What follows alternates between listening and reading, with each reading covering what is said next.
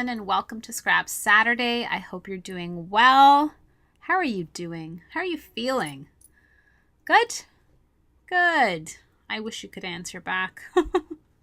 So, this is another Felicity Jane process video. This is still working with the Heidi kits from September. I was so excited today because today is actually the 25th of September, and they just posted up their new kit for next month, which is October, and I believe her name is Mila, and I'm so excited. It looks so cute, and I'm having so much fun playing with the Felicity Jane kits. Like I said, it's the reason why I got reintroduced to it. As you can see, the little Heidi cut out there. She's so adorable. As I said before, it reminds me of those paper dolls we used to play with, and I do enjoy the paper, the die cuts and stuff like that. So it's just amazing, and I'm having so much fun. Yes, I'm a huge enabler. I'm so sorry, but it's like I said in another video. I'm going to repeat it because I think this is a good time and a good reason to explain that it's just something fresh. That's it. You know, I've seen Felicity Jane. I know it's been around. I have a room full of things. Oh my God, I'm so embarrassed. I have a room full of paper and things. But for some reason, I think it's just the newness of, right? Let me be honest. I can save all that other paper for when I'm like in my 80s and scrapbooking. Oh my gosh, could you imagine? There's a thought. So yes, I am scrapbooking with the most beautiful floral paper that has all of the colors in the kit all together, and that's why everything that's in the kit works magically together, literally magically together. And so the paper that I'm backing this on has a light white outlined floral, and you don't really see too much of it, but up close you do. So in person, in the video, you don't really. But I just love that everything I pull out just layers beautifully. The cardstock that you see to the left, I just actually tucked it away, but you'll see I'm going to back the photo with some cardstock. It's actually Recollections cardstock, but it's in that, again, correct me if I'm wrong, periwinkle bluish tone where it's not an aqua blue, it's not really a baby blue, it's just somewhere quasi in the middle, but it picks up perfectly. And so I was thinking about that because I really like the neatness and the simplicity of Felicity Jane. I believe that I would be using more of my plain basic cardstock, if anything. If I were to pull anything into this, that's what I would be using. And because I've bought in so many or purchased so many of the Recollection paper pads when they were on sale, and when I used to cut out things like all the time with my Cricut, I literally have a cubby like full of every single color of cardstock under the sun. You know what I mean? Because I know you have the same cubby. So this picture is a picture of myself and my daughter Gabriella, and this is recent, which is another thing that I love about doing this Felicity Jane. Not only is it a fresh start on paper, but it's also using very current photos, which actually is another mojo buster, right? So there's a few things to it. One is completely changing the style of paper that you gravitate to, even if it is from your own stash. Try to do something completely different. Number two, my photos, even though this one is a colored photo, but it's a neutral colored photo. So there's not competing colors, and it softly blends into the paper that I'm working with, right? Other than that, everything I printed out was black and white. So again, I digress. I am, what was I going to say? What was I talking about? Oh, yes. Picture of me and my daughter, Gabriella. Yes. Thank you very much. You guys are so patient. It's not easy doing this. Let me tell you, the pressure is on. And so this is her grade 8 graduation. And of course, I am a biased mama bear. I think she looks absolutely stunning. She used to have long blonde hair. Yes, this is a weird part of the story, but we've been growing her hair. She was bald until she was 2 because she had such tight, very curly, extreme curly hair. And so, like I said, she was bald until she was 2, and then it slowly just grew into that like really, Annie type hair. And then in the summertime, she could get to this like wispy, literally white blonde. And she was like that until maybe a few years ago. And then it started to darken up and become a little bit more of a ginger, chocolatey brown color. But she still gets amazing highlights in the summertime. So I don't know what happened to her. She was inspired by something and she got tired of it, because to manage very curly hair, if you've got curly hair, isn't easy at all. I used to have very extremely curly hair, but as I've aged and, processed, colored my hair, given birth to children, hormones, all that, my hair is still curly and I can get it to be very curly. And if I use a curling rod, it becomes extremely curly, but its natural curl is gone. To the point where I can't compare my curly hair to Gabriella's hair. And so one day she just sat at the dinner table and she's like, Mom, Dad, I would love to cut my hair. And we're like, okay. Kind of skeptical, because it taken so long to get it to where it was. And when you would comb it out when her hair was wet, her hair would be like halfway down her back, but then it would just spring back to maybe, I'm going to say midway in her back, right? Like midway, halfway down her back. So she really wanted it short. She's like, I just need something different. I need something manageable. I need to cut my hair. And so she did. Excuse me. And it looks amazing on her. And so the interesting part was that literally 2-3 days before grade 8 graduation, where everybody's gone to school with her since kindergarten, has always known her with this, growing long hair. It's now like short, very curly, because you lose some of that curl. She kind of had like curl, frizz curl happening. And so cutting it made it very healthy, but it also cut away a lot of her blonde. But it totally suits her. She is stunning. Again, it's because I'm her mama bear, so I apologize. But that's what I think. I really do. And when she picked out her dress, which is this, it's exactly that blush tone that you see. This picture is not retouched in any way. And then I did her makeup for her. She was so brave to let me, all of her friends were getting their makeup done and doing all these things. And I thought, you know what, Gabriella, we can do this at home. It's grade 8 grad. We don't have to go buck wild, as I call it. I think I have enough expertise. I even put on some false lashes for her. And I know it sounds over the top, but being a parent in this day and age where I'm going to say just socially alone with social media, it's horrific. I don't envy them at all. And she gracefully navigates through that.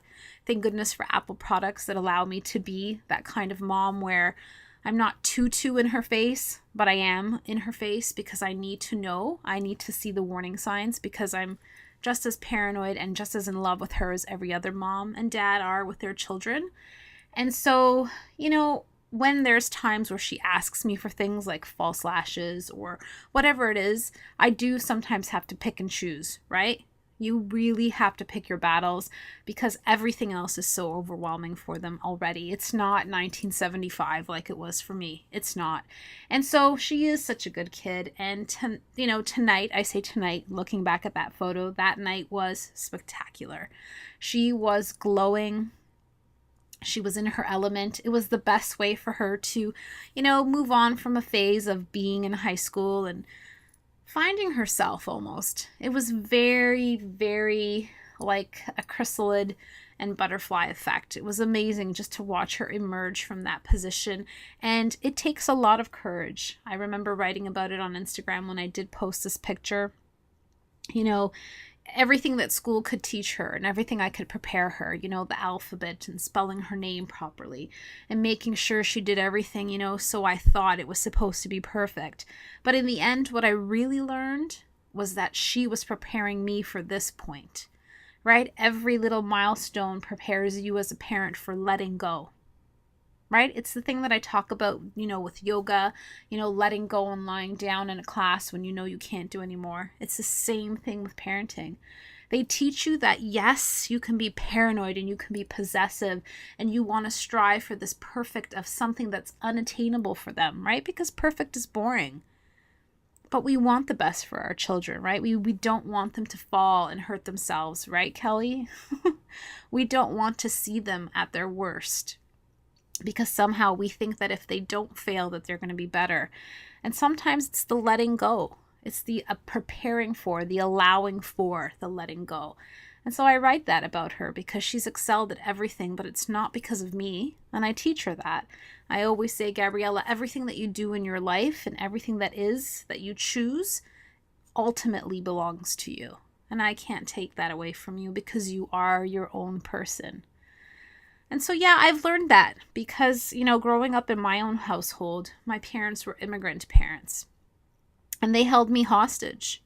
They held me hostage to their language barriers and their fears and their lost traditions in their country and all the things that they thought that, Canada was supposed to do for them. They didn't allow me. They suffocated me in that fear.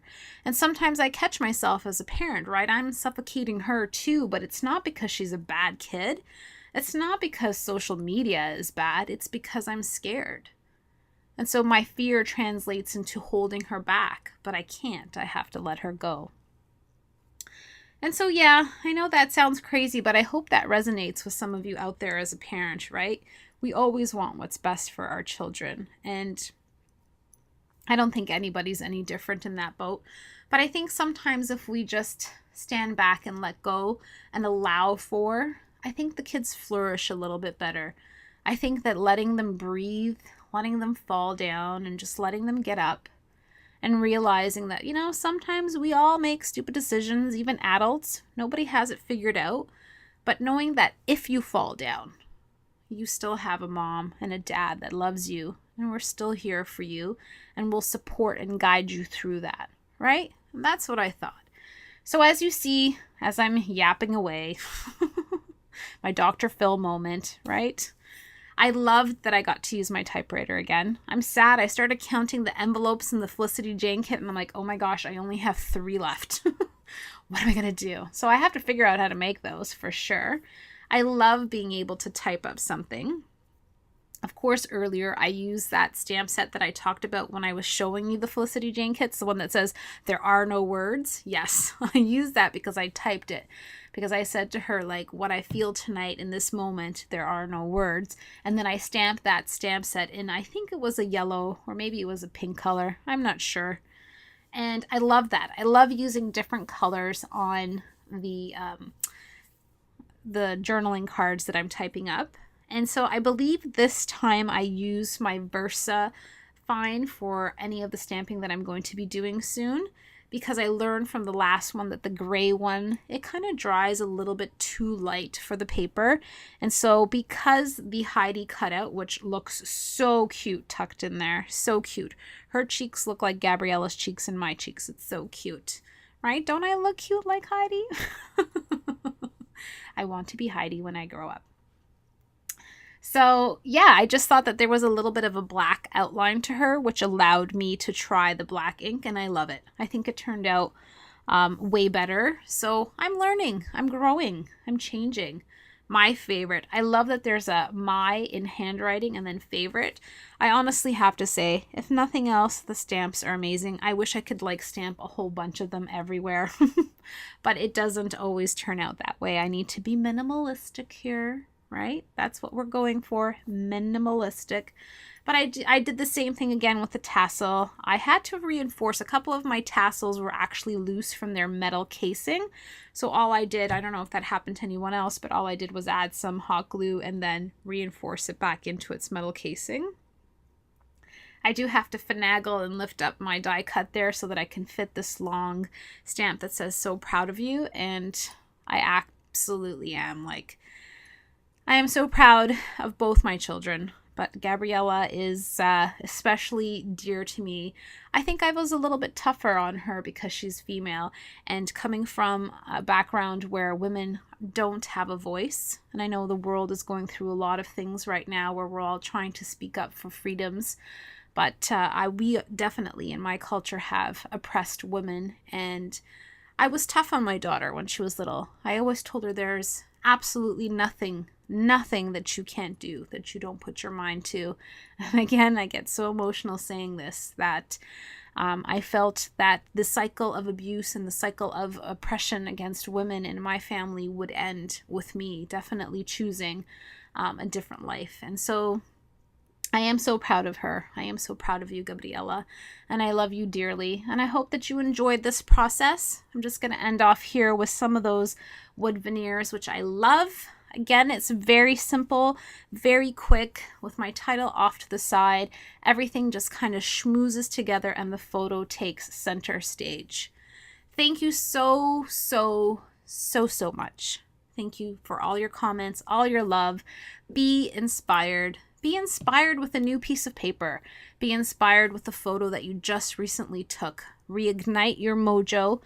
Do what you love. Make time for yourself, because scrapbooking heals the soul.